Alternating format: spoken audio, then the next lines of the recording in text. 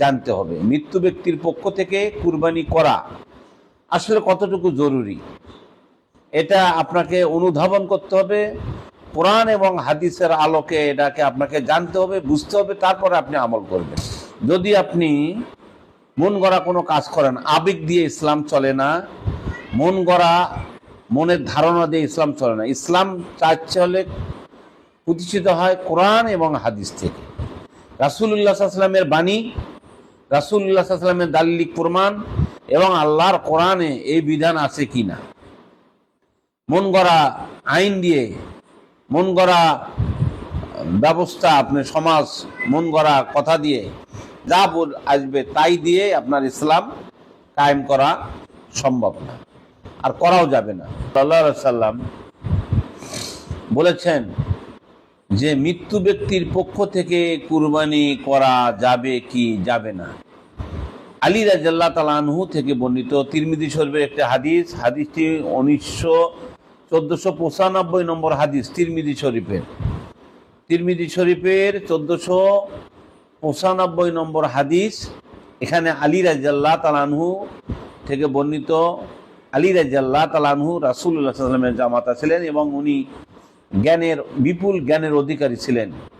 রাসূলুল্লাহ সাল্লাল্লাহু আলাইহি ওয়াসাল্লাম বাবুল ইলম মানে জ্ঞানের দরজা তাকে উপাধি দেয়। সাহাবায়ে কেরাম, মুজতাহিদিন, মুফাসসিরিনগণ আলী রাদিয়াল্লাহু তাআলা আনহুকে জ্ঞানের দরজা বলা হয়।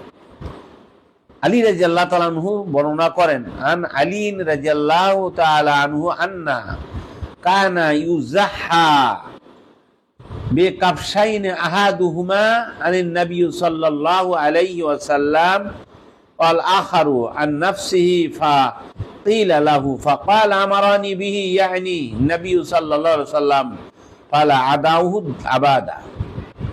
আলী রাদিয়াল্লাহু তাআলা আনহু বর্ণনা করেন যে তিনি দুটি মেষ কুরবানি করতেন। দুটি মেষ, আলী রাদিয়াল্লাহু তাআলা আনহু নিজেই দুটি কুরবানি করতেন।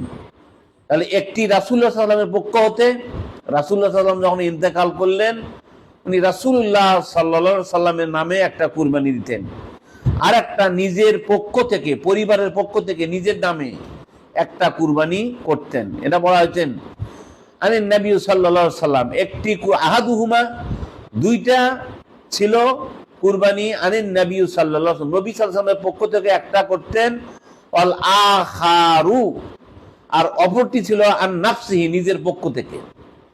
অর্থাৎ উনি দুটো ফাকিলা লাহু তাকে বলা হলো, ফাকাল আমারানি তিনি বললেন, তাকে বলা হলো তুমি এই কাজ কেন করছো, দুটো কুরবানি কেন করো। আলী রাদিয়াল্লাহু তাআলা আনহু বললেন আমারানি আমাকে আদেশ দেওয়া হয়েছে, আমি অনুমতি নিয়েছি, আমি আদেশ প্রাপ্ত হয়েছি। ইয়ানি নবী সাল্লাল্লাহু আলাইহি ওয়াসাল্লাম, নবী সাল্লাল্লাহু আলাইহি ওয়াসাল্লাম আমাকে মানা করেন নাই, নিষেধ করেন নাই। অর্থাৎ ফালা আদাউহু আবাদান, রাসূলুল্লাহ সাল্লাল্লাহু আলাইহি ওয়াসাল্লাম মৃত্যু ব্যক্তির পক্ষে কুরবানি করা আমাকে বাধা দেন নাই। অতএব আমি মাইয়েতের পক্ষ থেকে একটা কুরবানি আমি করে থাকি, আর একটা আমার নিজের পরিবারের পক্ষ থেকে করে থাকি। সম্মানিত উপস্থিতি, অধিকাংশ উলামায়ে কেরাম বলছেন মৃত্যু ব্যক্তির পক্ষ থেকে কুরবানি করা ঠিক না, জায়েজ নেই। কারণ তারা বলছেন আহলিল উলামা আইয়া জাহা আনিল মাইয়িত, বলছেন আহলিল উলামা অধিকাংশ উলামা আইয়ু জাহা আনিল মাইয়িত, অর্থাৎ অধিকাংশ আলেম মৃত্যু ব্যক্তির পক্ষে কুরবানি করার মত দিয়েছেন।